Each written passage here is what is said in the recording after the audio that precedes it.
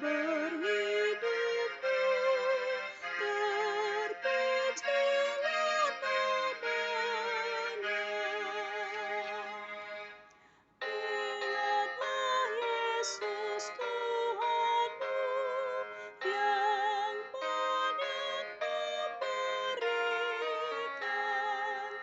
yang memberi kesembuhanmu, yang sakit dan berduka.